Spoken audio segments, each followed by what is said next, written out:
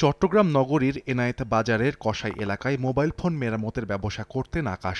বৃহস্পতিবার রাতে স্থানীয় যুবক সানির কাছে ডিসপ্লে মেরামতের বকেয়া ১২০০ টাকা দাবি করেন তিনি। এক পর্যায়ে ক্ষিপ্ত হয়ে আকাশকে ছুরিকাঘাত করে সানি। এতে মৃত্যু হয় আকাশের। শনিবার চান্নাইশ থেকে সানিকে গ্রেফতার করে র্যাব। পরে তার দেয়া তথ্যে গ্রেফতার করা হয় আরও দুইজনকে। ইয়াজউদ্দিন বাজারের উকিলবাড়ি জামে মসজিদের সামনের নালা হতে আমরা হত্যাকাণ্ডে ব্যবহৃত চাকুটি উদ্ধার করতে সক্ষম হই। মোহাম্মদ সানি এবং তার সহযোগীরা পূর্ব পরিকল্পিতভাবে ভিকটিম আকাশ ঘোষকে রক্তাক্তভাবে জখম করে এবং ঘটনাস্থল থেকে পালিয়ে যায়।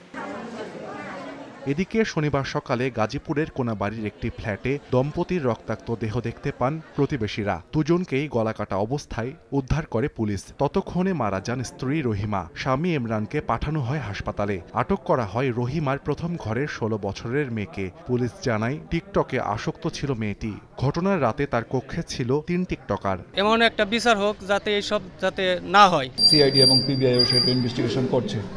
আমরা এই মৃত্যুর কারণ সম্পর্কে আপাতত কিছু বলতে পারতেছি না। সুস্পষ্ট করে তদন্ত করে মূল বিষয় বলা যাবে। ইমরান রহিমা দম্পতি ভাড়া বাসায় উঠেছিলেন চলতি মাসেই।